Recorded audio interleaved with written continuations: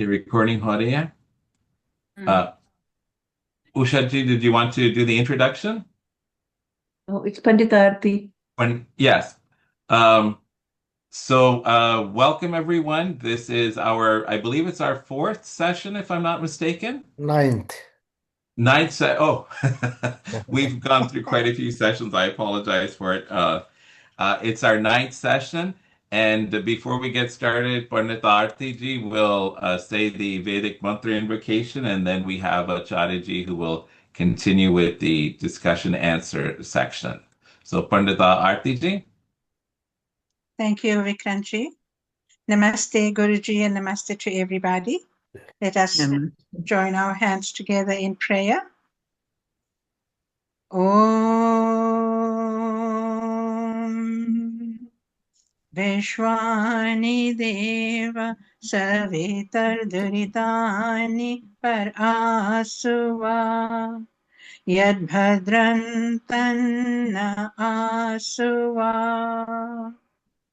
O God, remove from us that which makes us evil and miserable, and bring to us that which is virtuous and blessed.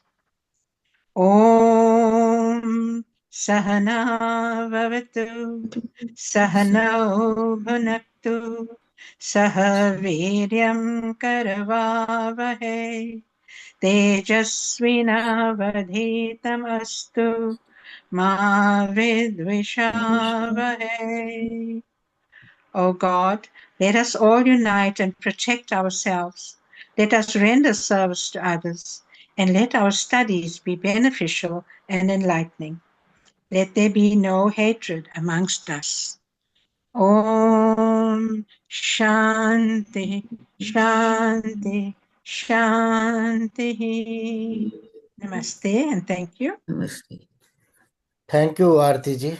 And now I'll welcome you all to this ninth discussion session. And we'll start with the questions raised by Bhanuji on different aspects. I think this is, I'm not, okay, first question.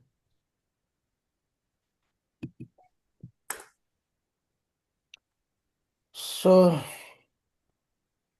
the question first, it is based on Bhagavad Gita.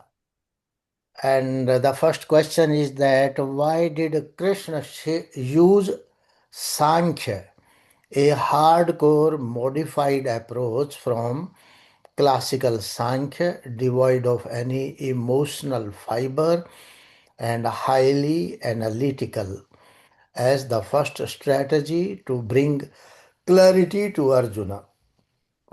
You know, when you want to address some queries or some problems, then the best way is to go to the root. We can have some emotional appeal, or that way we can make, but that is not considered as the best way until and unless we go to the root of the problem. We won't be able to understand, and those things cannot be justified. So why he was taking Sankhya into consideration? Because the Sankhya philosophy, it deals with how the soul get embodied. That is the main purpose of Sankhya. And on the other hand, yoga is the practical knowledge how to get disembodied. So the yoga and Sankhya, they are known as dual philosophy. They are interrelated with each other. If Sankhya is the theoretical knowledge, because Sankhya gives us the theoretical knowledge that how this soul gets embodied. On the other hand, yoga is the practical knowledge. It teaches us practically how to get disembodied. So Krishna was telling from the point of Sankhya that the soul is immortal, but it gets embodied due to its karmas and sanskaras, and no soul is going to die. The soul remains, always, and it has nothing to do with life and death. Only it changes its body, just like we change our clothes or we change our houses, we shift from one abode or residence to the another residence. The same way the soul, it changes its abodes or so. So that was he wanted to tell, because Krishna's main problem, na Arjuna's main dilemma was that his whole kith and kin, they are going to die in this war. So he was just trying to make him understand that nobody is going to die. In fact, they will take another birth and they will be there. So this strategy he applied. He wanted to give him the knowledge of grassroots level, foundational knowledge. And until and unless a person understands the foundation of the things, he cannot be convinced. So second one is, which of the strategies employed by Krishna, in your opinion, is the most pivotal in resolving Arjuna's crisis? So I think this was only that if you can make anybody understand the root cause of the problem. So root cause was two things he told, that we are defending the national interest. We are not defending the self-interest, because Arjun was telling that I can leave the this rulership, we can go to the jungle, we don't want to kill all these persons. Then he told that we are defending the national interest. Number two, the people are going to die, because when war will take place, the people will die, no doubt. So then he was telling that nobody is going to die, only they will be relieved of their bodies and then they will again get another bodies. Just like if you demolish the houses with people, then what will happen? They will make new houses. So through natural law, Daivi law. In fact, in Sanskrit, the word Deva or Daivi, it means what we call as divine, that means natural. Through natural law, they will get another body. So this was the main. Then third one is, Krishna cautioned Arjuna in his state of self-doubt, fear and anxiety, to refrain from being in an inactive state, since the gunas compel us to act. What are your comments on many sannyasis who retreat to Himalayas to be in perpetual meditation? Is this considered an inactive stage? In fact, the word guna, what are the gunas? Sattva, rajas, and tamasa. As per their dominance, a human being, is forced to do certain actions. So Krishna, what he wants to say, he doesn't want to say that you remain inactive. He himself says that nobody can, live without doing act. But he want to say, the word uses gunatita. You rise above the influence of this sattva, rajas, and tamas guna. And if we are able to rise above that influence, or we are not going to be influenced by this sattva, rajas, and tamas, which are compelling force for leading us to uh, perform the actions, either sattvic, rajasic, or tamasic. So what he wants to say, that you rise about this system, and how a person will rise. Now the question is, how one can rise about this gunas. So that way, he has also given us very simple method.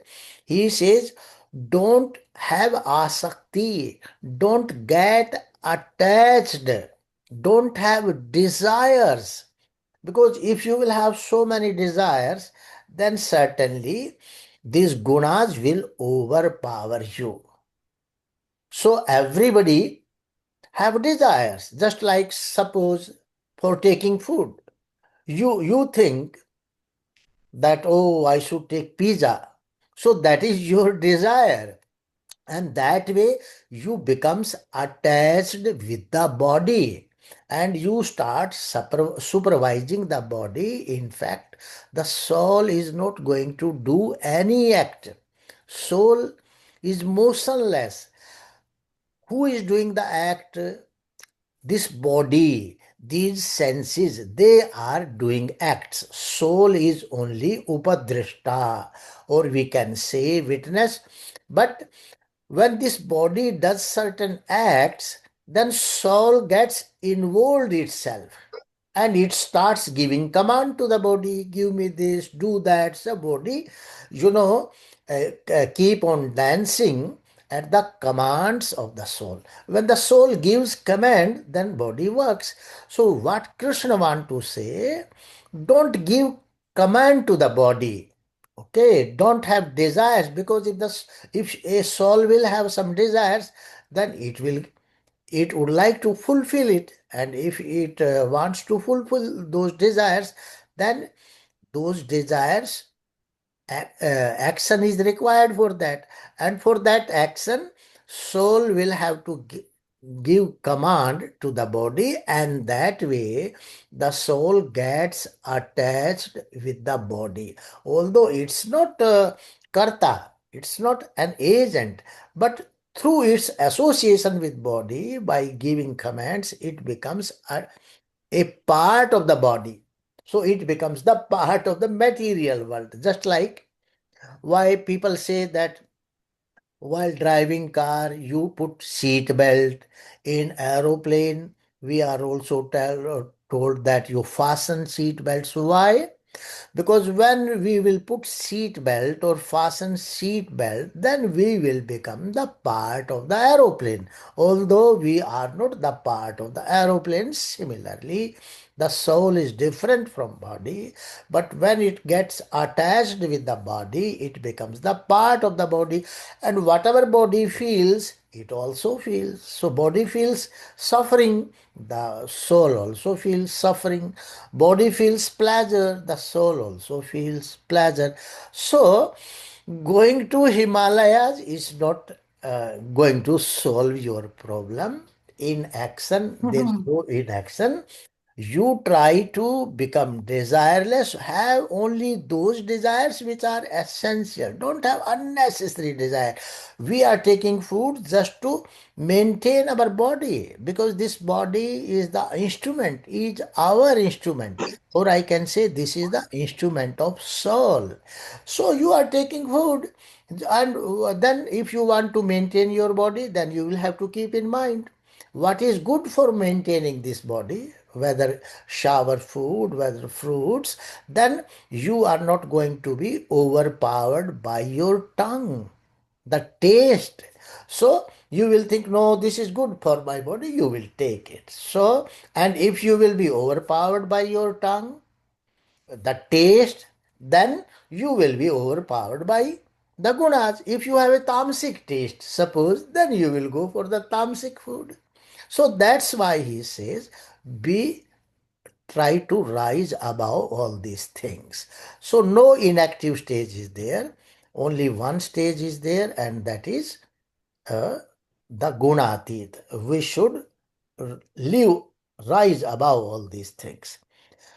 Fourth question is that in the compilation of Gita, with noticeable replication of some of the Upanishads mantras and settings, to what extent was Sri Vyasa influenced by the Upanishadic rishis? Yeah, every extent, whatever Bhagavad Gita is nothing but the essence of Upanishads. These teachings are not new in Bhagavad Gita, they are already existing, and people used to say Bhagavad Gita is the essence of Upanishads. No, not only this. There are many shlokas in Bhagavad Gita which have been taken from Manusmriti. Hmm? Just like Dharmo Hati Hantah, Dharmo Rakshati Rakshitah. This type of shloka, when you are going to defend dharma, dharma is going to protect you. When you are going to protect dharma, dharma is going to protect you. When you are going to kill dharma, dharma is going to kill you. The killed dharma is going to kill you. So this shloka is from Manusmriti, and Manusmriti, Manu is quoting this shlok in the context of justice system. Manu says, if a king or the ruler, he is going to protect, maintain the law and justice, the people will live happily. And if that justice, the law and justice is not maintained, then there will be the chaos, there will be anarchy, and the people, they will kill each other. So that is in that context. So here, so many shlokas, and entire Bhagavad Gita is influenced by the shlokas of this Manusmriti. So there is no such dispute about it. Now the fifth question is referring to the verse. I have quoted that verse. In fact, she referred that verse. No. 2:12. No, I think Bhanuji has already quoted it. Of Bhagavad Gita, the verse is like that: Na tveva ham jatu nasam na tvam neme janadhipaha na chaiva na bhavishyamaha sarve vayam atah param.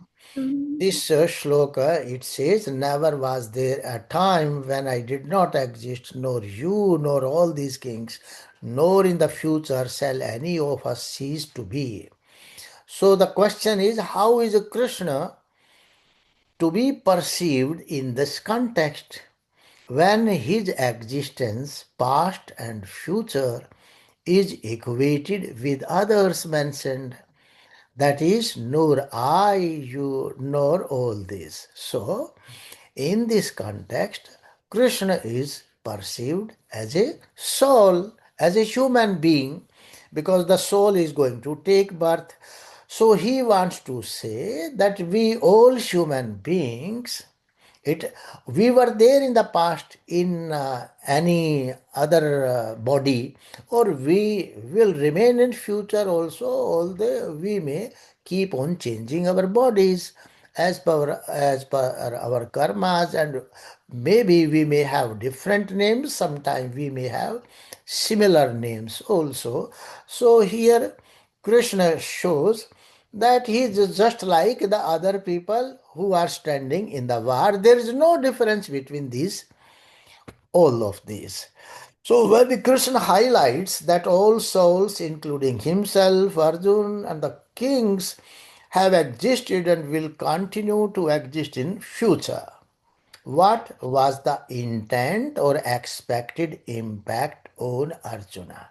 So the impact was that when everybody, Arjun has a dilemma, or he had the problem that my kith and kins, they will be killed, whether they are in the opposite side or whether they are in his side, they will be killed. Sometimes his sons, they will also be killed. So to remove this dilemma or this problem that everybody will be killed, he is telling this metaphysical factor, the spiritual factor, that nobody is going to be killed. Their bodies will be perished, but the soul is eternal. It will occupy another body when the this present body will be God, dead. demolished or killed, like that he wants to say. So now the another question, it's quite important. That's why I just made some certain slides. That is question number 6. In selected subsequent shlokas, and chapters of Bhagavad Gita. She has quoted the shlok number, chapter 6, shlok number 30 and 31. So I have quoted these shlokas. Krishna is depicted as Paramatma or a Brahman. Mind it, Krishna has never depicted himself as Paramatma or a Brahman. These are the translators, these are his blind followers who are depicting him as Paramatma or a Brahman.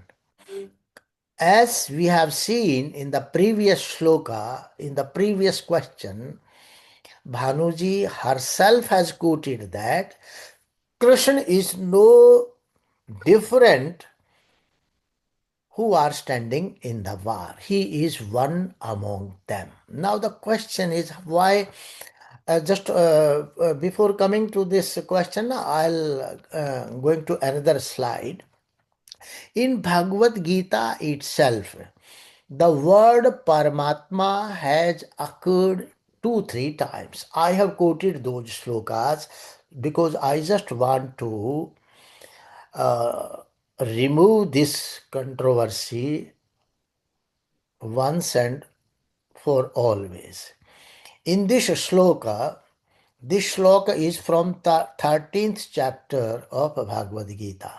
Here Vyasa says, Upadrishta Anumanta cha Bharata Bhokta Maheshwaraha Paramatma iti Apyukto Dehe Asmin Purushaha Paraha.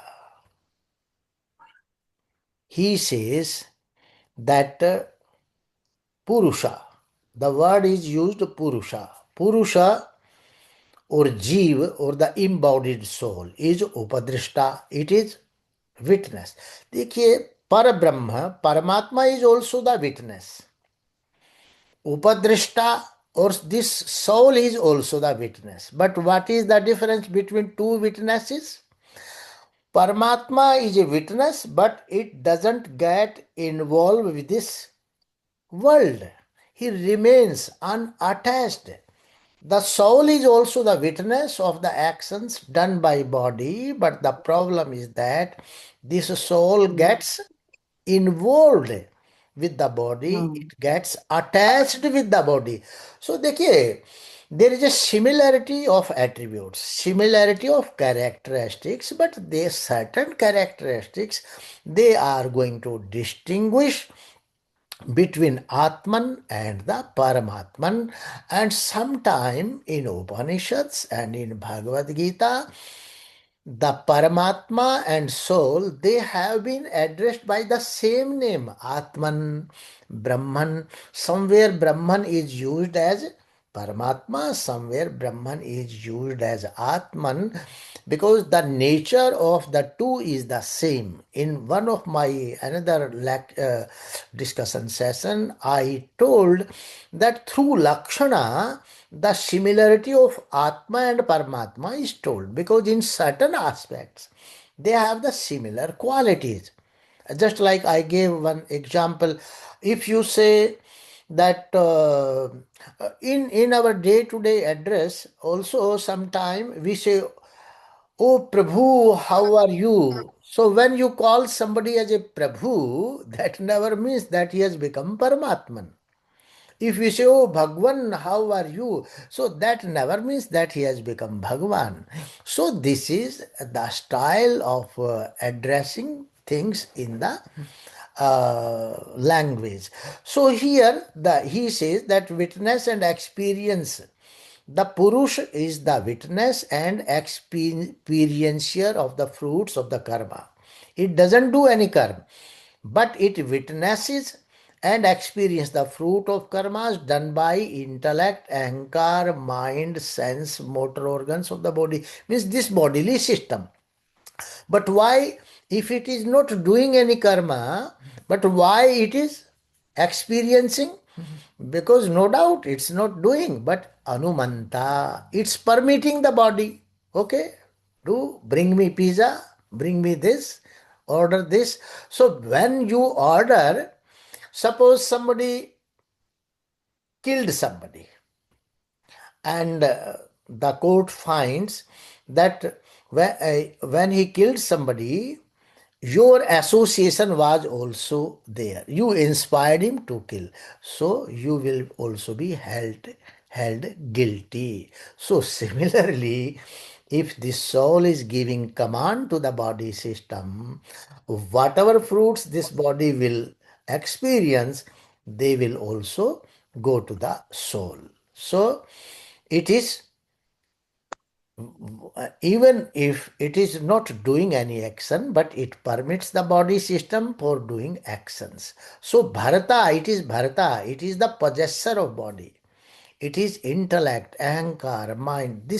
It possesses all these things. So it, bhokta, it enjoys the bad or good fruits as per karmas. And then he says Maheshwaraha. It is Maheshwara, the independent controller of this body, Paraha, the Supreme Purush, called Paramatma. Actually, what happens? This soul is, we know, it resides in the body. But that Brahman, he also is in the body. He is outside, he is inside, he is both way. So when you may call him that Paramatma exists in me, nothing is wrong. And soul also exists in, but the difference is that the Paramatma is all pervading. It exists in me as well as outside also, but the soul is not all pervading. So we must understand these differences. At another place also, this Paramatma word has been used. Anadir, Anaditvat, Nirgunatvat, Paramatma ayam avyaya. Here also, the difference between soul and the God has been described. He says, Sharirastho api kaunteya na karoti na lipyate. Kehta, this Paramatma is anadi, it is nirguna, and it is avyaya, imperishable. So, this soul is eternal, no doubt, but this soul is sagun. It have some, experiences with the help of body.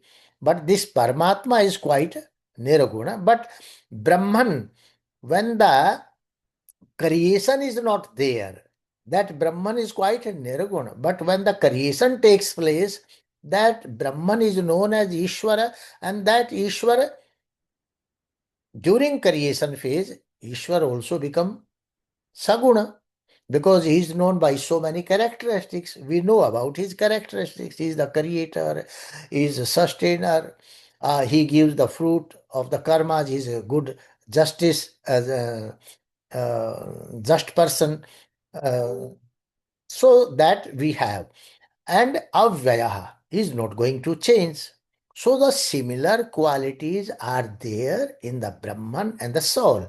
But the difference is Sharirastho api kaunteya na karoti na lipyate. What is the difference between Paramatma and soul? Paramatma, while existing in our body, it is na karoti, neither it's doing any action, na lipyate, nor it is going to attach with the body. But the soul, although it's not going to do any action, but it gets attached with the body. It shows its association with the body. So Paramatma and soul or Atma, the difference is that Paramatma will remain unattached and the soul will become attached. So whenever the attachment is there, we can differentiate that this is Atma and that is Paramatma. And at another place also in Bhagavad Gita, Dvau imau purushau loke ksharashchakshar evacha. सर्वाणि भूतानि क्षरः सर्वाणि भूतानि कूटस्थो अक्षरम उच्यते. In this sloka, it says that there are two Purush. Here, the body is also Purush and soul is also Purush. This Purush has two things, this embodied soul. So, Ksharaha Sarvani Bhutani, this body made of material, all these five bhutas, it is kshara, it is perishable. But kutastha, whatever is inside this body, that is akshara, that is not perishable. And next slok, clearly he says, Uttamaha purushastvanyaha paramatma ityudahiritaha. And in addition to that, body and soul, Uttamaha Purushastu Anyaha. There is some another Purusha who is the Uttama. Sometime we translate the word Uttam as the supreme. But in Sanskrit, there are three Purushas or persons, just like in English. First person, second person, and third person. But in Sanskrit, this person system, first person, we don't call it first person. We call it Uttam Purusha. Second person we call as Madhyam Purusha. And third person we call as Anya Purush. Uttam, Madhyam, Anya Purush, like that. So this Uttama Purushastu Anyaha, Krishna says, Vyasa says that Uttam Purusha, that is different from this Purusha, this body and soul. And Paramatma Ityudahritaha, he is called as Paramatma. So when Krishna himself telling to Arjuna that this Uttam Purusha is different and is known as Paramatma, then how he can be the Paramatma? We can just imagine the people, all these Bhagavad Gita translators, all translations are wrong. So if we have wrong translations, we will have wrong notions of that thing. So better study my translation, that will give you the clear picture of the things. So he says that is known as Paramatma. Or here Krishna should have told that Uttam Purush, and that is me. He should have said like that, but he is not saying like that. Yo lokatrayam avishya vibharti avyayaha ishvaraha. And he says he pervades all the three lokas and he is known as Ishvara. So in Bhagavad Gita's slokas, there is a clear indication that Krishna is not Parameshwara. Now I am coming to this question. She says that in this chapter, Krishna is depicted as Paramatma. Krishna has not been depicted. He says, I have quoted these slokas, Yo mam pashyati sarvatra, sarvam cha mai pashyati, tasyaham na pranashyami, sa cha me na pranashyati.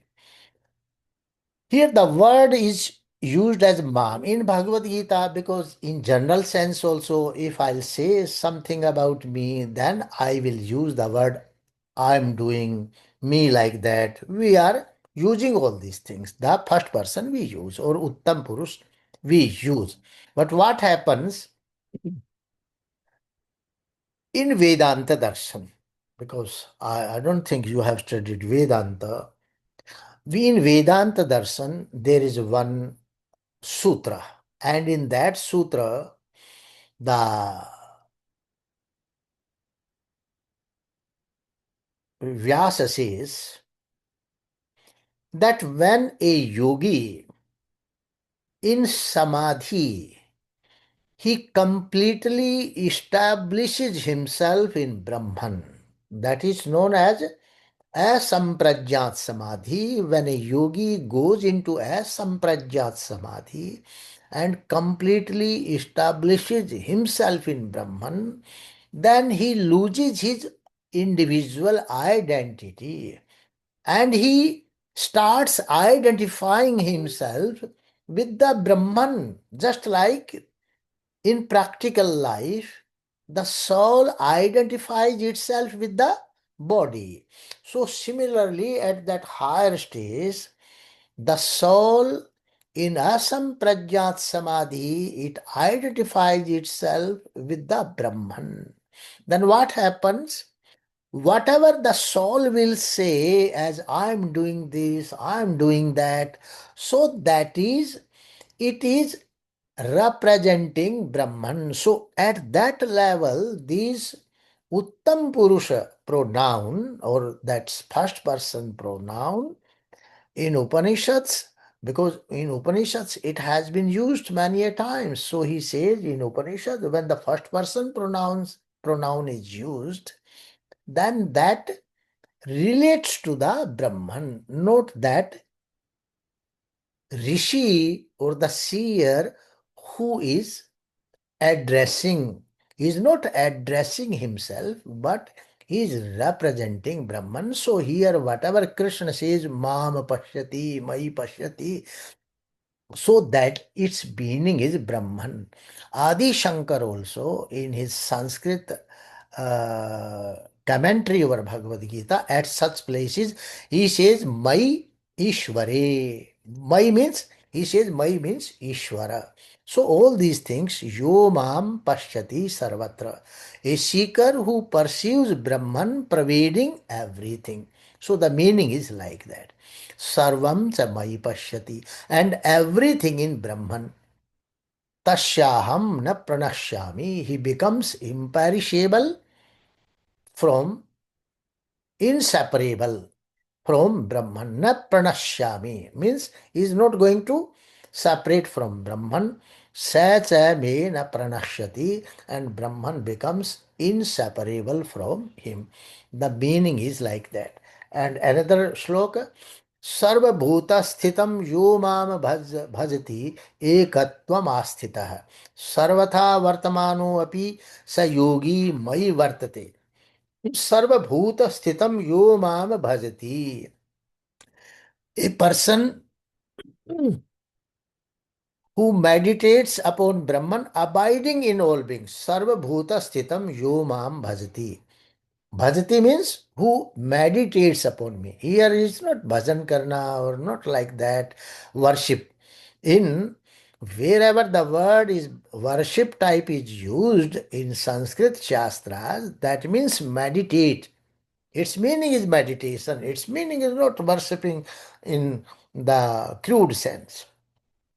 A yogi who meditates upon Brahman, abiding in all beings, and sarvatha vartamana happy, sees all beings with an equal eye. Sarvatha vartamano api. He perceives every being, every human being or all souls, whether animal or human souls, with one eye. Merges with the Brahman. And so here also Krishna uses the word yogi. Means he is a yogi, a person who perceives everything in Brahman. He is a yogi. And in the end chapter of Bhagavad Gita, last chapter of Bhagavad Gita, Vyasa clearly declares, Yatra Yogeshwaro Krishna, Yatra Paratho Dhanurdharaha. So he calls Krishna as Yogeshwara. Vyas doesn't call Krishna as Paramatma, so we must, not be misled by wrong translations. Now the question 7 is, from a literary and linguistic perspective, Arjun spoke, Sri Bhagwan Upacha, the Supreme Lord spoke, are formats used in dialogue instead of Krishna spoke those words to Arjuna. What is the significance of this presentation format? First of all, we must understand that there is a lot of difference between Bhagavan and Paramatma. Bhagwan is not Paramatma. Bhagwan can take birth from mother's womb, but Paramatma can never take birth from mother's womb. Just like I told in our practical, discussions also, we may call anybody as Bhagwan. Bhagwan means good person. In fact, Bhagwan word has become, formed of the word Bhag. Bhag ev Bhagavan. The word is Bhag eva Bhagavan. A person who has this Bhag, he is known as Bhagavan. So what is Bhag? The 6 qualities they are known as Bhaga. 6 things. Aishwarya. If a person has glory, sovereignty, he is that Bhaga. Dharma is embedded with your moral, ethical values, knowledge system, spirituality. That is dharma. Yash, a person who is have renowned name and fame. Sri, who has a spiritual splendor and material prosperity. Jnana, knowledge of the Supreme Brahman, and Vairagya, detachment. Such a person who is, dharmic, who has moral, ethical, spiritual values, who is a sovereign, means have no fear from anybody else, and who is the controller of himself. A person who has spiritual splendor, who has the knowledge of all Shastras and Vairagya, such a person is known, these things they are known as Bhaga. And a person who have all these qualities is known as a Bhagwan. So while out of devotion also, if you address Krishna as a Bhagwan, that never means Paramatma. Bhagwan is a human being, but higher level of human being. So this is uh, that meaning. So it has no problem with this type of format. Then the next question on Veda. Please comment on this vigorous high chanda. It is regarding chandas. Please comment on this vigorous high intensity recitations. Chanda or combination of chandas used in the attached video. I think this is the question, or I have something wrong. Okay, in the attached video, she has also attached some video recently forward to me. First of all, we must understand Chanda. Chanda is the syllabic count of a mantra. That this mantra should have 24 syllables, this mantra should have 28 syllables, this mantra should have 48 syllables, or this mantra is having 23 syllables. So this count is known as chanda. Chanda is the body of mantra. The meaning of the mantra is its soul. And this recitation style, chanting style, you can say the ornament of that mantra. Though chanda, in fact, what happens in the earlier Vedic system, this was the definition. Soul was the syllabic count, but later in Laukik Sanskrit, even the shlokas, they were chanted as per chanda also. But in Vedas, along with chanda, we have the swaraj. Swaraj means there are two types of swara in Vedas. One is grammatical swara, udatta, anudatta, and swarita, and another is musical swara. They are known as shadaj, Dhaivata, Nishada, Panchama, Madhyama, whatever we use today in Sargam. Sare, Gama, Padhani. This Sargam, Sa, Re, Ga, Ma, Pa, Dhani, this has evolved from Vedic Swaras. Sa means Shadaj, Re means Raivat, Sa, Re, Ga means Gandhar, Ga, Ma means Madhyam, Ga, Ma, Pa means Pancham, Dha, Dhaivat, Ni means Nichrut. These are 7 shlokas in the mantras. And if you will go by the Veda Bhashya of Maharshi Dayananda, you will find that these swaraj are also mentioned along with the chandas. So swara is the tone, in which tone you are going to, or the musical note we can say, we are going to chant the mantra. Chanda is the boundary, syllabic boundary of the mantra. But these all boundaries, whether it is chanda or whether it is these sare gama padhani, these swaraj, these they have their cosmic or the natural built up system. They are all daiviya vyavastha. divine system, because they exist in the natural. As per the natural thing, we have taken this. These seven swaras, they exist in the nature. These chandas, they have also been formulated or devised on the natural pattern. How this is being done, I'll illustrate in the next slides. But first of all, let me clearly say some shloka has been quoted by Bhanuji, and he in Shankaracharya's mutt, he is reciting some stuti of Shankara, and very fast. So there are two, three types of musical chanting system. Lay, we call that. That is a druta. Druta means fast. If you chant very fast, that is a druta. Vilambit means slow paced, and madhyam means medium, moderately paced tone. So he is chanting over there a druta. Don't think that is the right chant. You may do it slowly also. You may do it in madhyama tone also. You may do it drut also. So Bhagavad Gita also, sometimes people they chant it very fast.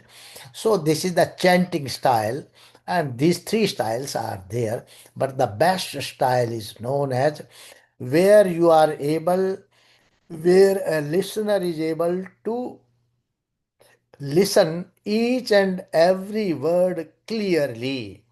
If you are not able to listen words properly and they are overlapping, you are just able to hear the melody only, so that is not considered as the best chanting or the reading style. So no doubt these chantings, they create some vibrations in your atmosphere, spiritual vibrations, or sattvic, rajasic, or tamasic. They will have impact on your mind. That's natural. So now I want to show you how this chanda and swara system developed in Vedas. This you see. This diagram is there, and you see at one side I have quoted 23.5 degree to the south and 23.5 degree to the north. What is this? When sun in 21st December, the sun is perpendicular on earth at 23.5 degrees south. So this line of Capricorn, this is known as line of Capricorn or Makar line. So this chanda means because sun is going to cover earth. So this chanda is known as a Gayatri chanda. And because it is 23.5 degrees south, so that is no Gayatri chanda consists of 24 syllables. Okay, syllabic boundary has been defined as 24 syllable, and this is quite natural way. And this period, this 21st January, that is known as Uttarayana. From here the Uttarayan starts, because from here on the sun starts moving to the north, and the last boundary in the north is 23.5 degree.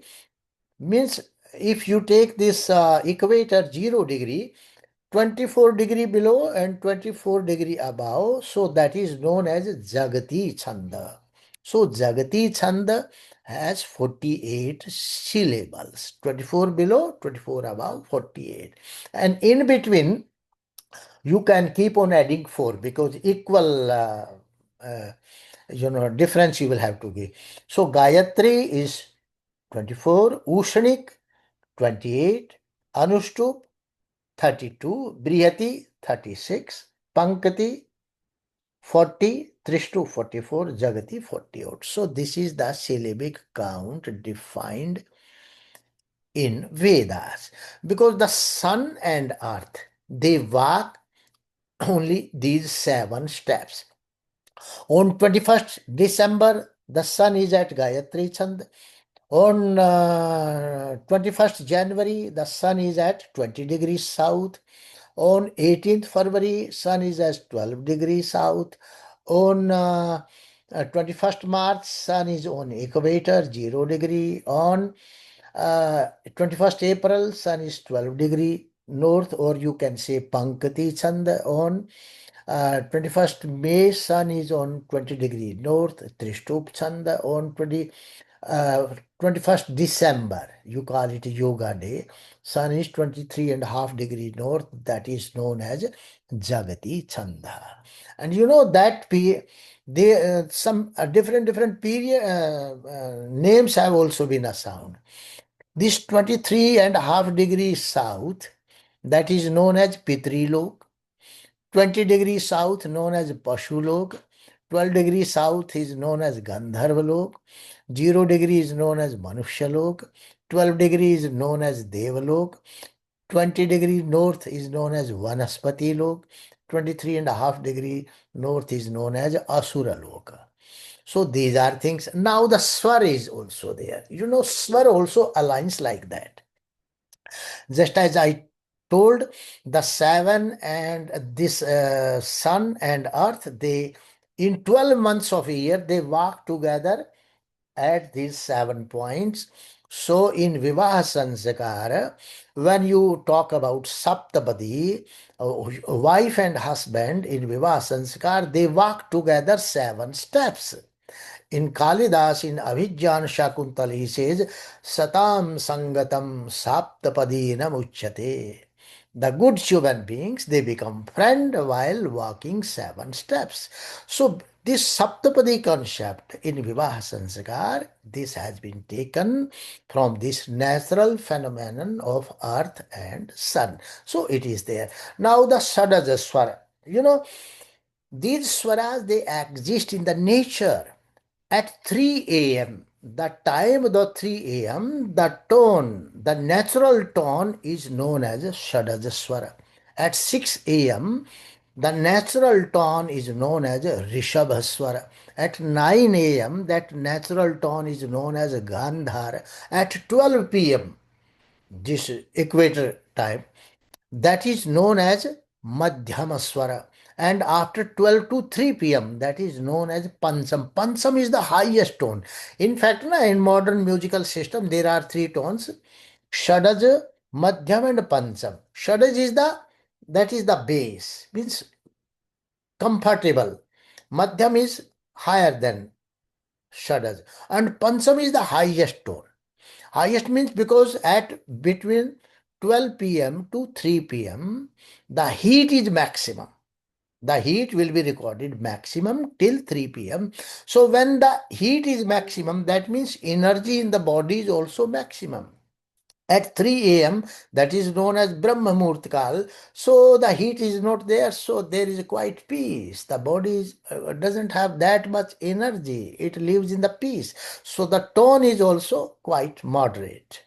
But between 12 and 3, the tone is known as Pansam. Pansam is the highest pitch. And you know the donkey's sound, that is also known as a Panchamaswara. Because donkey, when it sounds, he gives the highest ever sound. So that is known as Pansam. And 6 p.m. is Dhaivata Swara. 9 p.m. is the Nishada Swara. So all these mantras, they are chanted either in Shadaja, Rishabha, Gandhara, Madhyama, Pansama, Dhaivata, Nishad, taking into the time in consideration. So different sandas, they can be chanted into different swaras also. This is the whole swara system. I have also given this diagram, but I don't think it is now required because this Bhumadya, this Gayatri Chand is 23.5 degrees south. That Jagati is again 23.5 degree north. I have given this globe. And this Trishtup Chand, in fact, there is a mantra in Yajur Veda. Gayatrena tva chandasa parigranhami. Traishtubhena tva chandasa parigranhami. Jagatena tva chandasa parigranhami. Whatever I'm telling all these things, this has been recorded into the Vedas and Shatpat Brahman. So this is the whole concept about Chanda and Swara. Now, eighth question. Since a Chanda, considered to be the vital breath of Brahm mantra, not vital breath. Chanda is not the vital breath of the mantra. Swara is the breath. Chanda is the syllabic boundary intended to preserve the energetic pattern of a mantra as perceived by rishis. So, Chanda is the syllabic boundary, Swar is the breath, tone. So, in red, I have given answer. What are the effects of the incorrect chanting of mantras assigned with specific chandas? Yes, no doubt. There are two impacts. If you chant incorrect, so its meaning will change. Just like the word in Veda is Indra Shatru. If you will give emphasis on the word Shatru, then its meaning will become Vritra. And if you will give emphasis on the word Indra, then it will be known as Indra, the killer of Vritra. And if emphasis on Vritra, then its meaning will become Vritra who killed the Indra. So if the wrong chanting, wrong pronunciation, no doubt it will change the meaning of the word. Or if your rhythm is not in consonance with the rhythm of the nature, it will have adverse effect. Just like the Rishabhaswara, its rhythm should be, if you are chanting something at 3 p.m., 3 a.m., it should be in Rishabhaswara. If you are chanting something at 3 p.m., between 12 a.m. to 3 p.m., it should be in Panchamaswara. Your rhythm must be aligned with the rhythm of the nature, and this is what the Vedic system is. If you are deviating from nature at any time, any moment, that is going to be hazardous for you. Just like whatever the rasa in the nature, because there are six rasas, amal, pitta, katu, this like sweet, sour, salty, these tastes, they are also in the nature, they being created by nature. So the fruit, vegetables, if you are taking the same fruits, vegetables which belong to the taste of the nature, that time they are going to benefit you, nor they will be harmful. So how can we identify? You take fruits, vegetables, whatever naturally grown in that period. If it is some preserved or go downs, some fruits have been preserved and you are taking those fruit and vegetables, they are going to harm you. So whatever is naturally grown or takes place into the nature at that time, take those fresh, not preserved one. So this is the whole system. Be aligned with the nature and don't go, you know, leave the nature. This alignment. I think I have answered all these questions. Now, if anybody wants to ask any other question, he is welcome. So Acharya you had answered that one question beautifully about Chand, and I always wondered why some of the South Indian pundits would be chanting it in different in different notes. So you have sa re ga ma pa dha ni Yeah. sa, and so some might be chanting it sa re ni sa sa, then they may go sa Right. re na na na na na, and then not and further. So I think they were chanting it probably based on the Right. time, and it always, And one uh, more, one confused third me is about Ganas, why. Samganas. Samganas, they are quite different from in these Swaraj also. Oh, Samgarn. Uh, And can you maybe shed light on what the part are and how they relate to the Chand, like gun part and the other part? means, no, I couldn't understand. What? So I guess there's certain ways of chanting the mantras where you have Ganapat, Oh, yeah, yeah. where, Those yeah. pathas, they are for the purpose. One is Padapatha. Padapatha is preservation of the Sanghita part in by breaking sandhis. Vigraha we call it. Na? Sandhi is not there, but Padapatha it makes you understand. It makes you understand the real intended sense of the mantra, because the Padapatha system, their swar has been preserved. When you do some word in a combine two words, then the swar will change. But if you will decombine those words, then that swar will be separate. So Padapat helps us giving understanding actual different meanings. Just like there is a popular mantra, Natasya Pratima Asti. It's a Vedic mantra, Natasya. When Natasya is one word, so there will be one Udatta. In one word, there will be one Udatta accent. If there are two words, there will be two Udatta accents. So Natasya Padpat will tell us, because it has two meanings. If you will combine the word Natasya Pratima Asti, it means that God has a idol. God has its pratima. But if you will separate these words, na tasya pratima asti, then it will have a meaning that God doesn't have any murti. So now who will decide whether this word is combined or non-combined? So Padapat will tell us. Padpat tells us that we have one Udat accent on ne and another Udat accent on ta of tasya. That means these are two separate words.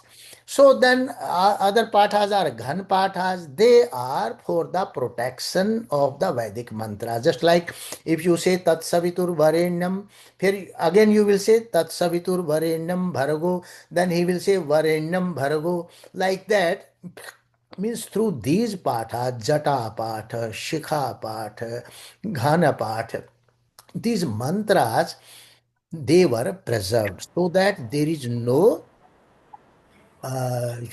distortions or variations. What happens? Because the Shruti Parampara was there, everything was taken by heart. So, had there been some, documentation system, then these Shikha, Jata, Ghanpat, they were not required, because we have some documented system. When the Shruti Parampara was there, then they used to preserve like that, so that even a single word is not missed, even Udatta, Anudatta, Swar system is not missed. So for the preservation of this bulk of Sanghita literature, these pathas were devised, but they are confined to the Sanghita level only, not to Brahmana, Aranyak or Upanishad. So this was that system. Dhanyavad Acharya ji. I think we have first Prisha ji had raised her hand, and then we'll go to Bhanuji. Prisha ji? Yes. Namaste. I have three questions for you. Firstly, in the Satyarth Prakash, you mentioned caste system, but then you spoke about the Varna system, which makes sense. It has a place in society. But what is this caste system, and why was it mentioned Actually, at all? I have also mentioned that this caste system developed very late during Islamic period. When the people they left, there was no Gurukul, they banned everything.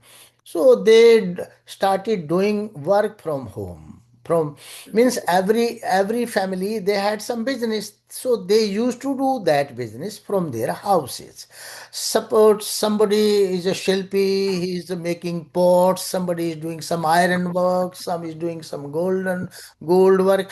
So their family to family, this profession was carried out, and on that basis, these different caste today, what we say, they developed.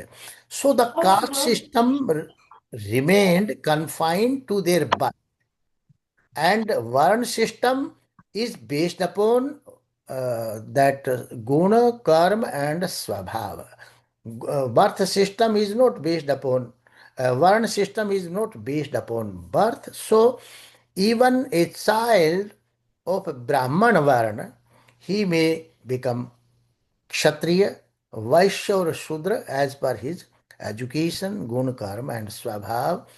So Varn and caste system is different, but today in India, people are not following Varna system.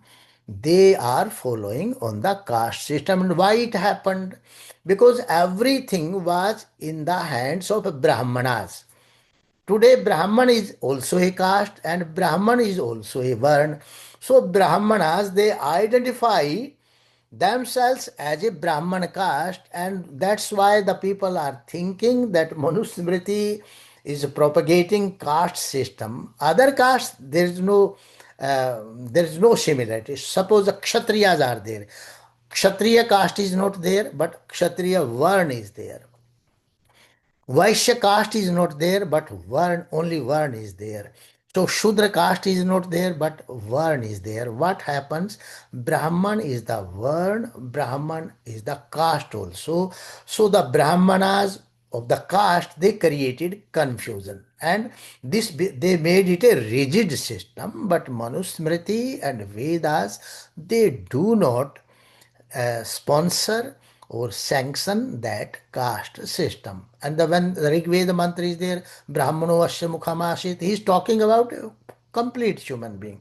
A human being is Brahman by his mouth, Kshatriya by his arms, he is Vaishya through his this belly part, and through legs he is a Shudra.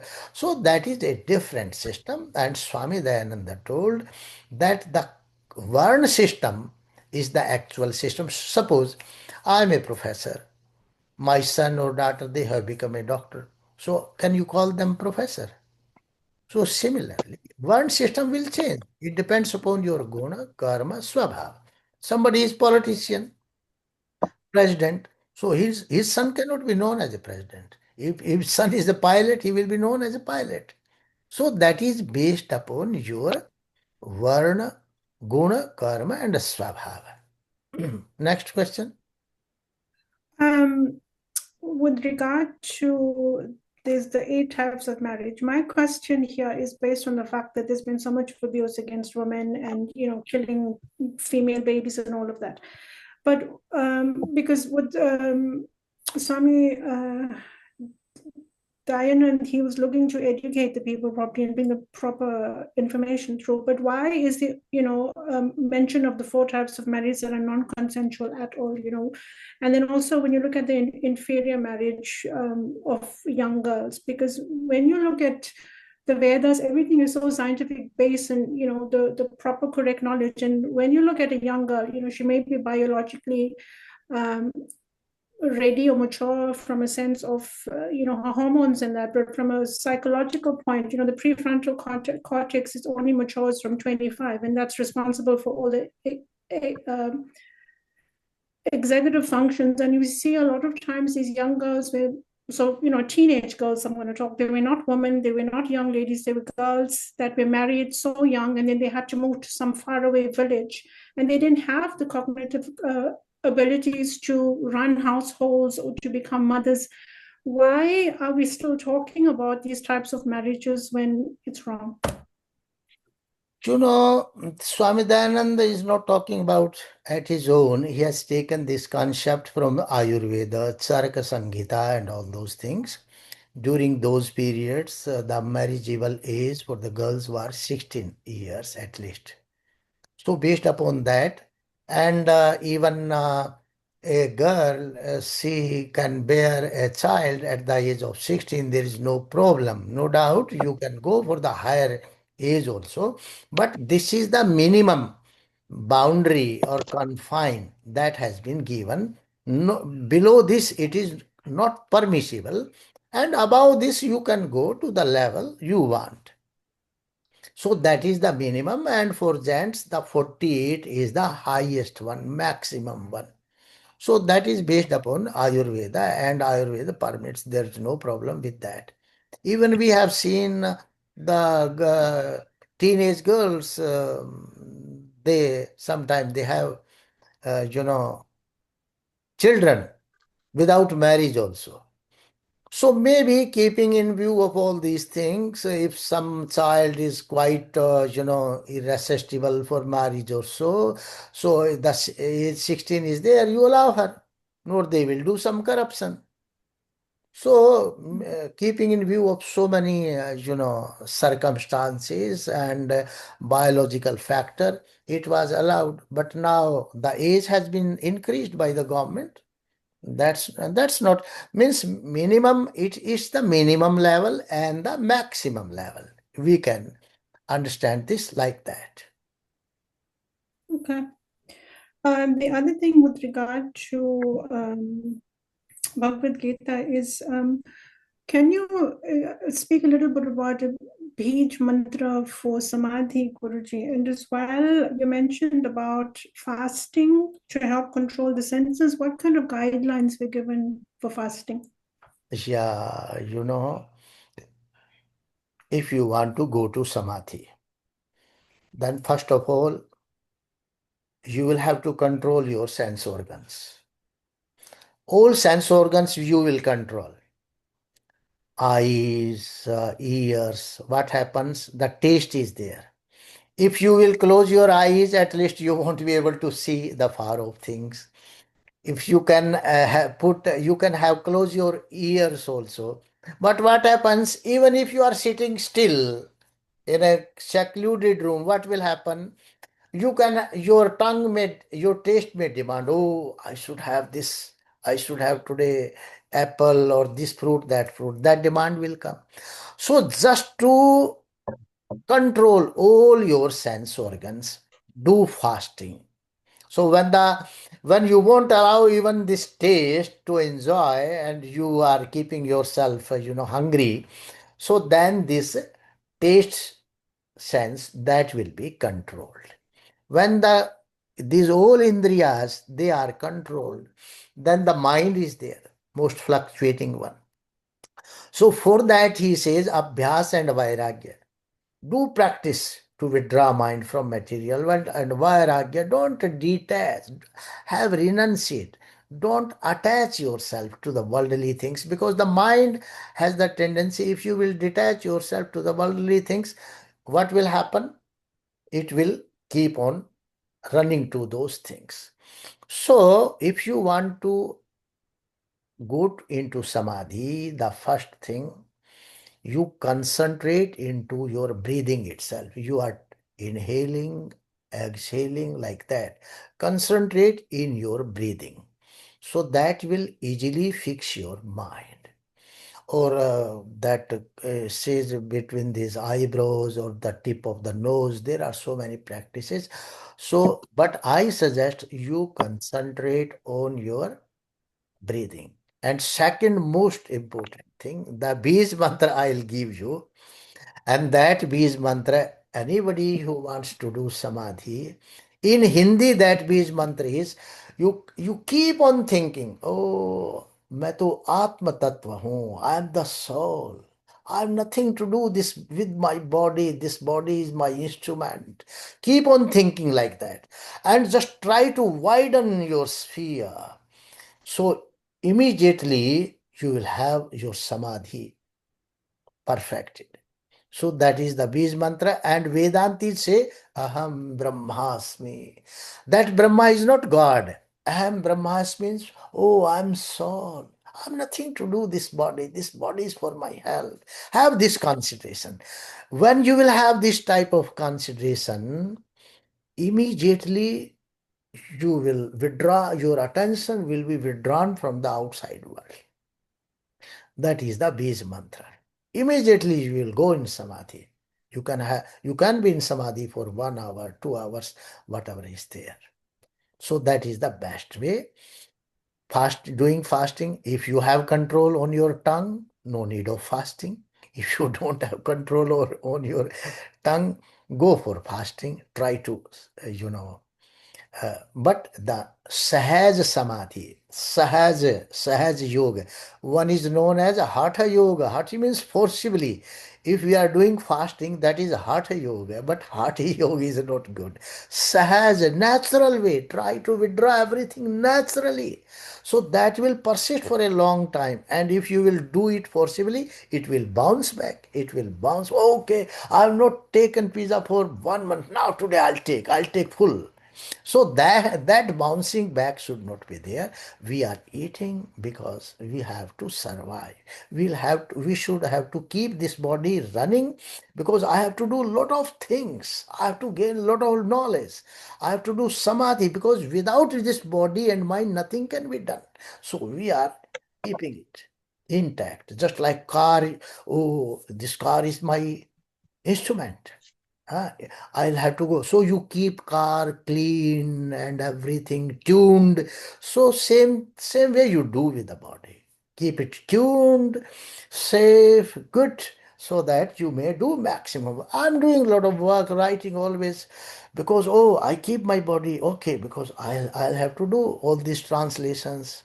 I'll have to do that work. So for that work, I'm keeping this body, not because I'm enjoying food and all these things. So have this type of notion, so your attitude will change. No doubt you will be keeping your body more safe, but with a different attitude. You are not the slave of the body, but the body is your slave. You have to enslave on it. You will have to give it command, but you are not to proceed by the command of the body, because it will show you so many good things. Your mind will take you, just like the officer is there, his secretary is there. Secretary will start saying, sir, this is that, somebody is giving us money, he is offering this. Then he will go to the officer. Oh, officer will be in greed and oh, okay, take. So the mind will expose you to different things. Don't be misled by it. Yeah, next question. Yeah, no, that We was had, good. Thank you oh, very so, much because I've learned, Sahaj meditation, but I Sahaja, didn't yeah. understand Sahaj the means purpose of it. natural way, natural Yeah, I way. know, but I didn't understand how the Bij mantra fit into that. So thank Yeah, you very yeah. much. This is the final Bij mantra. so Namaste. Acharya, we had Bhanuji next, and then I believe it was Bihariji, and then I Sindhuji. would like to ask a question, Dharamvirji. Dravir ji boliye. Namaste ji, everybody, namaste. Last week, answering question, you mentioned that the asthma travels with the soul body, and you mentioned that the soul body is the mind. Is the mind a part of Prakriti? And Yes, does the mind 100%. travels? Does the Atma travels with the mind all the time, and does it mean travels with Prakriti all the time? And Yes. in Mukti, does it leave the soul body? No, just understand.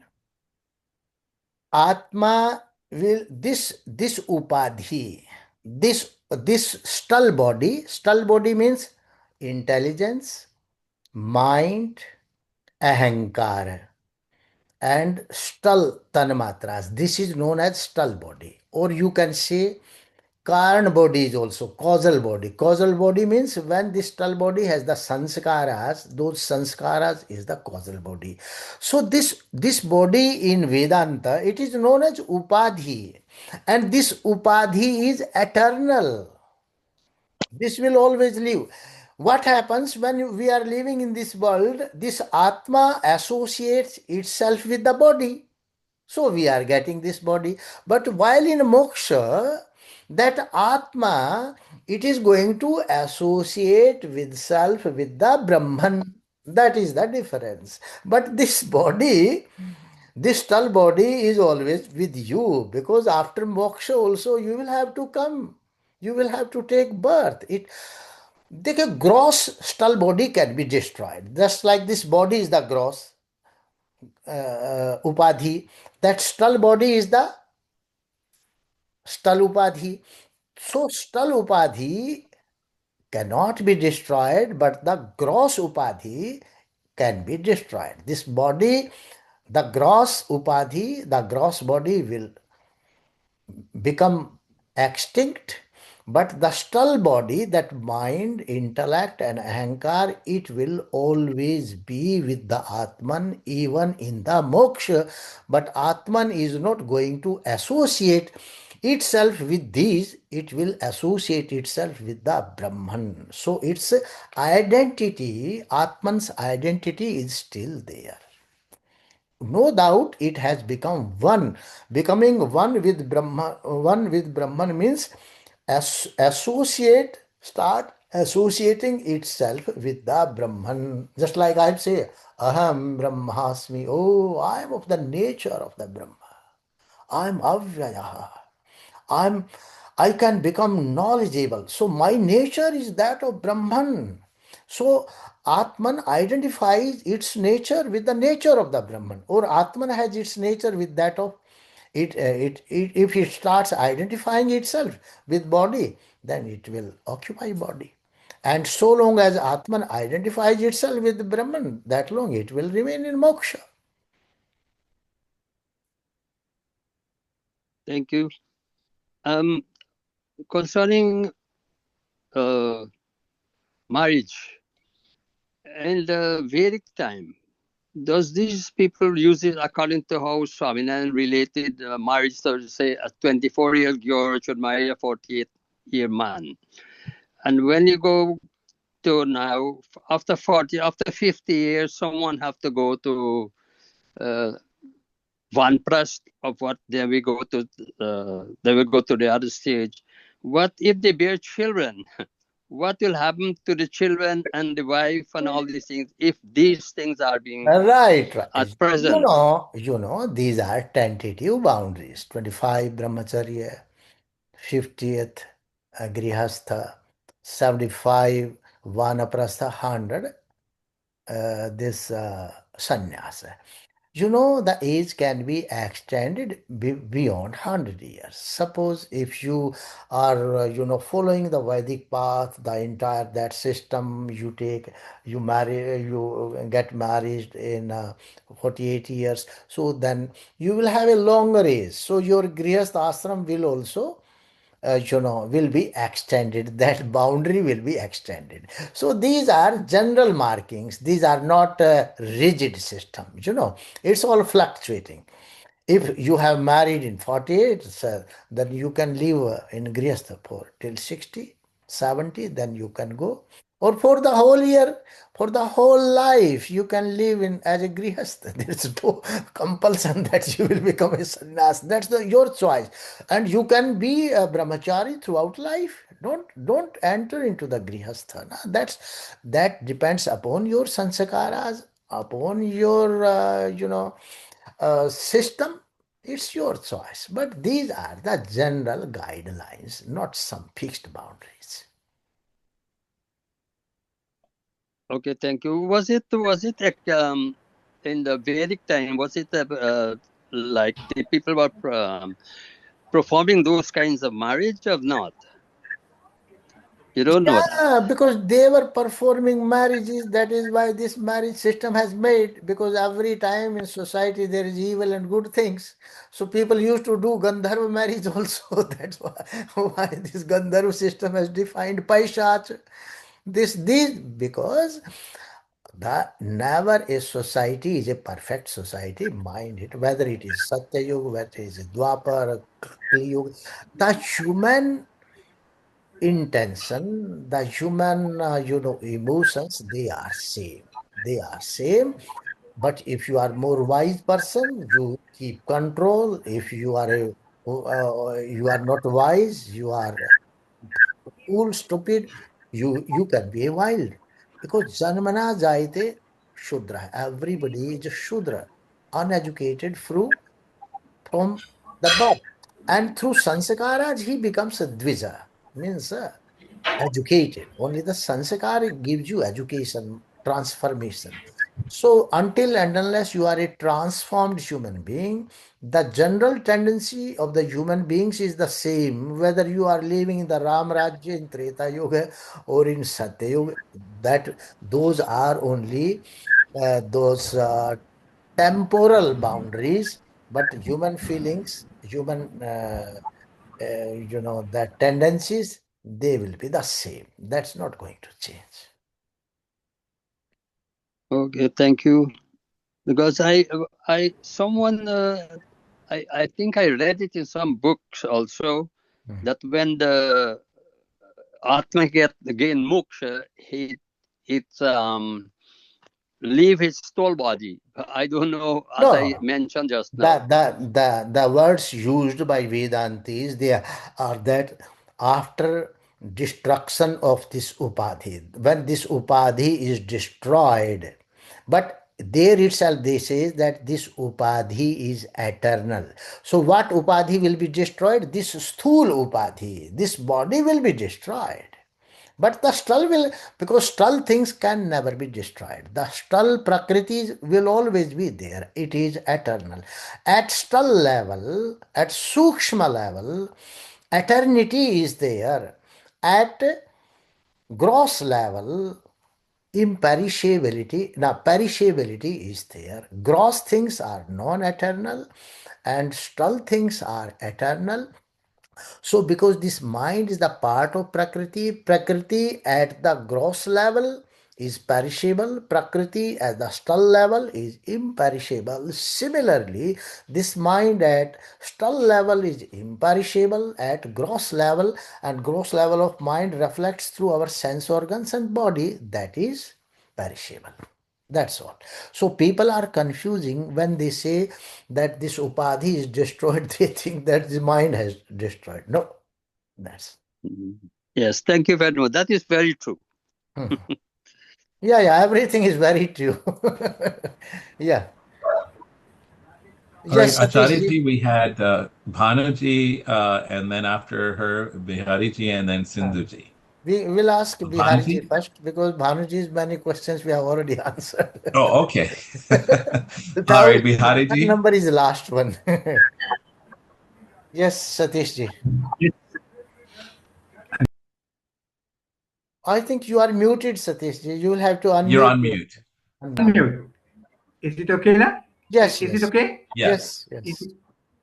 First of all, thank you, Professor G, for the wonderful lecture this evening. And I thank Bhanuji for the interesting questions being set every week. And today's as well. We learn Yeah, a lot from that. yeah. And thank you very much. Now, what I wanted to ask on the questions raised by Bhanuji is that the chanting of mantras. And Dr. G explained very clearly about chandas, swar, and the way of chanting. But I have been so far taught that, okay, the Samved mantras are chanted differently, and the Rig Ved or Yajur mantras are chanted differently. For example, when we chant Om Agna Ayahivitaye Grinano Havyadataye, the tone, I mean, is different from the usual Rig Ved or Yajur Ved mantras. Please, can you enlighten me on that? Yes, yes. Shamved mantras have also been borrowed from Rig Veda. Why this different chanting has been done? Just to differentiate that this mantra we are now chanting from Samaved, not from Rigved. Because in Rigved and Samaved, almost all the mantras are same. So, when you chant the Atharva Ved mantra, they chant it fast. Ye Trishaptah Paryanti Vishwa Rupani Vibrata, like that. So that the listener, he may understand, oh, this mantra is from Atharva. Yat praslishtam pashtitam tat yaju. Because Yajurved is known as prose, so the Vilambita, slow is there. So Samaved, it is in a very musical type, intonation is there. And Richa, just the normal style. So these styles of chanting, they differentiate the mantra, whether it belongs to Rigveda, Atharveda, Samveda, or Yajurveda. Samveda mantra also you can chant like Rigveda. No problem. Yeah. Oh, I think you have become muted again. You have become muted. You are muted again, Satishji. Unmute yourself. Yes, Ah, I say thank you, Professor okay. Ji. Yes, yes, yes. You are our revered guru. So I No, stay no. guided by you. No, we are just friends sharing knowledge. So Yes. Acharya now we have Sindhuji and then Usha Sindhuji, Thakurji had a yes. question. So Mm. Sindhuji? Ji. Namaste, Prof. Trust you well. Prof, very quickly, in the lecture video, you touched on Chandas, actually quite a bit into Chandas, and you didn't touch on the Ganas. I know because you didn't go into that much detail in the video. It was just introduction. But maybe if you could just touch very briefly, like, for example, Maya Rasa Tajabhana, the famous Ganas from Chandas, and how the Ganas are mathematical formulas. The prose is pure mathematics. You spoke about the need for Chandas, for Ganapat and Shaka and Pada and Sangita to preserve the authenticity of mantra as a preservation tool. Maybe you can just touch on the purity of the mathematics and how that maths pure chandas helps to preserve what you spoke about uddat, anudat, swarit, and one word, and knowing whether it's one or two words with the anudat accent on it. Thanks, Prof. Actually, this Gana system, it's not Vedic, I would say. This came in Laukik Sanskrit, just like Mana Bhaja Satyarth. There, the Guru and Laghu system is there. And we can highlight it again, that PowerPoint will be needed, and this is one thing. This is algebraic. One is all gurus, so a raised to the power 3, nagan is all laghus, then and b is raised to the power 3, so this equation forms. And on another way, that 0101 system, what you call that in mathematics, that is also there. Next time, if you Binary think system. a binary system, I'll show Okay. you some videos. I have given so many lectures on it. So this Gana system, mana bhajasa yarata. So in Magana system, all gurus are there. In Nagana, all laghus are there. In Bhajas, the first one is Guru and last two are Laghu. In Bhajas, the middle one is Guru and that former and the last one, they are Laghu. In Sagana, that last one is Guru and prior two are the Laghu. And similarly in Yagana, the first one is Laghu and the two remaining two are Guru. In Ragana, the middle one is Laghu and the last and that first and the last, they are Guru.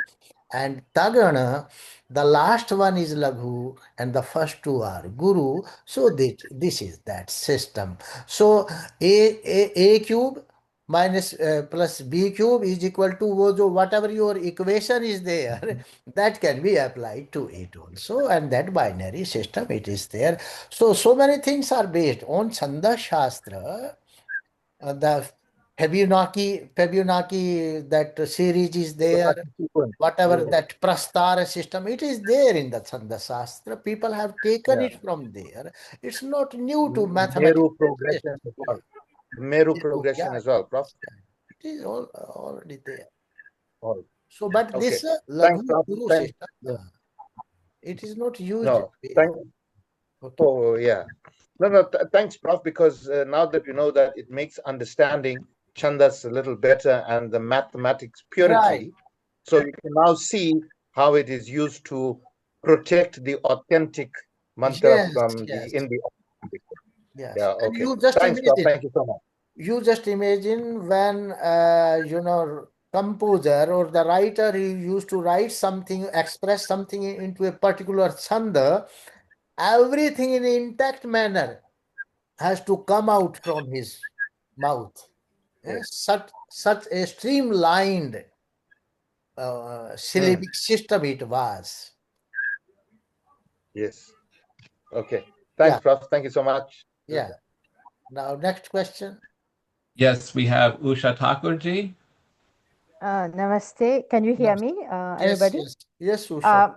Professor Jit, namaste, and Vikant Bhai, thank you for giving me this chance to ask the question. My camera is not working today, unfortunately, I don't know. So, thank you again for this lecture. I really appreciate the way you're presenting it and to make us understand. In your past classes, even now you're saying the world has the soul level, the Prakriti level, and the Brahman. So are there a set of souls destined to be on earth, the entire earth? And when the souls leave the body, where the soul resides, at which level of the physical world and the intermediate world, or in the Brahman? This is my inquisition so far. Soul, I told that soul doesn't travel itself. It has a vehicle. And vehicle is that skull body, and that skull body is made up of matter. So after death, either the soul will go to its destined place, and that place will be determined by its sanskaras. It will take birth into those families where its sanskaras have some alignment, and so far in whose house it will go, that depends upon its attachment. If whatever people it is attached strongly in the previous life, it will go into it will go and meet with the same people in the form of children, or if it is going to be born as animal, it will go in the form of a dog in that very house, because they have some relationship in the past. Similarly, today we are meeting each other through Satish ji, Vikranta, Huda ji. We have not seen each other, Sindhu Bhogal. So we had also meeting in the past. So it's not a new, introduction we are having today. We are having the same style, same type of mental setup. So this happens, and now after that, if it doesn't go to its destiny, it is there in the Brahmanda itself, in the space itself. It may be in your close vicinity, it may be traveling. It travels with the help of the skull body, and skull body takes the help of air and the solar radiation to roam about the whole universe. So soul is free till the time it takes birth. Suppose the life has ended on this earth and life has sprung up on some another planet, it will go there. So it's not that every soul, the soul which are taking birth on the earth, they are bound to this, but it's not like that. Soul is bound. This whole creation is the God's creation. The master is the God. Suppose the government has given you, made many houses, and the houses are in the control of government. So government may shift you from one house to another house. Okay, now you live, you go to that house. Similarly, it's the God desire. So wherever the life will come on any planet, these soul, they will travel over there. They will take birth. So there is no such rigidity. The whole Brahmand is one. For us, there are many, because we are very tiny creatures. But that Brahman, who is all pervading, for him, everything is one. Achha. Thank you. Thank you so much. So Acharya ji, I know we don't have much time. We're actually above our time, 11 o'clock. However, I will ask Bhanuji to ask her question. So we started off with a bunch of scholarly questions from Bhanuji, and Dr. Ravi Prakash Adiji's entire PowerPoint was predicated upon that, and they were excellent questions and excellent answers as always. And so we'll end with her. And then if you have any other questions, perhaps we can discuss those next class. So Bhanuji, I will ask you if you want to please unmute yourself and ask your questions. Thank you, Rikanji. I must thank you again because you, in some respect, are my one of my many gurus.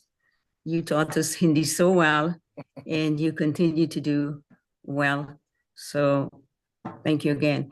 And Guruji, Raviji, I must thank you very sincerely for the breadth and the scope at which you answered my questions and the effort you put into the formatting of a PowerPoint, which I think is very effective for us as students. And you continue to set the bar so high for us. We have no choice but to try very hard to keep up. And my question is quite similar to Bahan Prisha's question. You know, some disciples, they seek initiation from a Swami or let's say a learned person.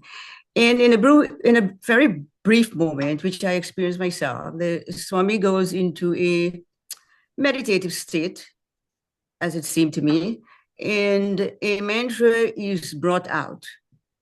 Whatever process is happening internally with the Swami, I cannot vouch for that, but this is where I want you to comment. And then you're told that this is your mantra. Now, number one, is that a mantra? And we're just told sometimes it's 2 words or longer, and you have to, you know, repeat it the rest of your life, and possibly it goes with you, whatever, as your guidance. So I would like you to comment on that process whereby this learned Swami, the process he goes through to retrieve a quote unquote mantra. You know, as I told,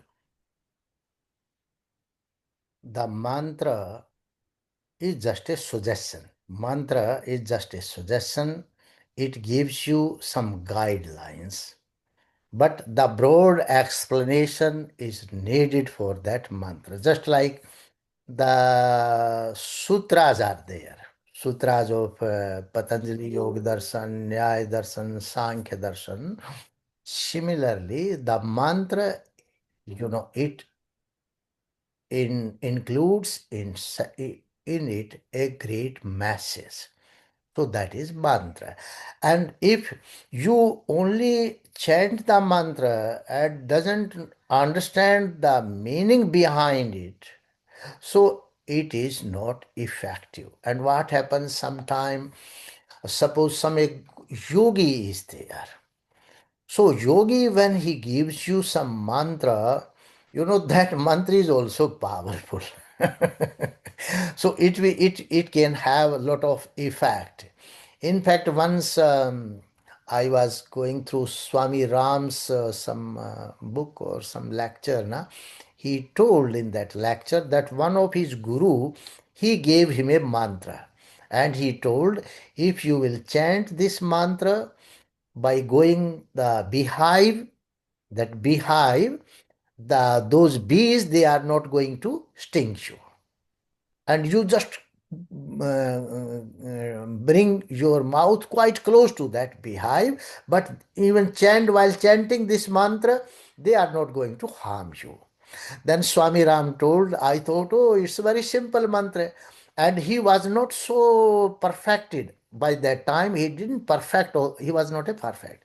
Then he gave this mantra to some of his disciples, because that mantra was a Siddha mantra for that yogi. So Siddha mantra is different and non-Siddha mantra is different. So Swami Ram gave that mantra to someone else, and that fellow, he did the same. He chanted mantra, went to the beehive. What happened? All these bees, they sting him. And he, with a swollen body, he was admitted to the hospital. That time, Swami Ram says that I came to know that Siddha mantra is different. So mantra given by me is not a Siddha mantra. It has a message in it. But some yogi, because I'm not such a yogi, if a yogi, high profile yogi, if he gives you some mantra, it may have that effect also. But a mantra given by a knowledgeable person, wise person, jnani, it has a message in it. Just like the mantras of the Vedas, they have message in them. because they are not always work just like a Siddha mantra, because now a long duration has gone. Earlier, during the Agni, Vayu, Aditya, Angira, when they must have passed on, they might have been some, that type of power in them. But now Vedic mantras, they also have a message in them. You receive that message and act. So when I call Am Brahmasmi, this is also have a message that always think that I am not body, I am soul. This will help you a lot, because I have practiced all these things. Immediately you can be in a samadhi. If I can just jump on that, Guruji, because I know with the Sahaj, that the mantra that you said that you get from a yogi, I know we were taught to sort of feel it from the heart, because, when you look at science, the heart is a much larger electromagnetic wave than the brain. Sahaj yoga And and that's the whole hatha point yoga. of it, is to Hatha be yoga means expansive. forcibly. Nene, not hatha. So you feel the mantra from the heart center, yeah, because it has a much larger electromagnetic field, so the whole point of meditation is to have that expansiveness. Yes. And that's where the Bij mantra has an effect. Otherwise, it's just another word.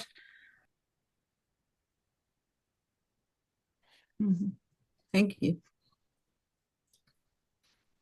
So thank you so much for all your questions. Everyone asked very intriguing, very scholarly questions. Again, thank you, Bhanuji, as always, for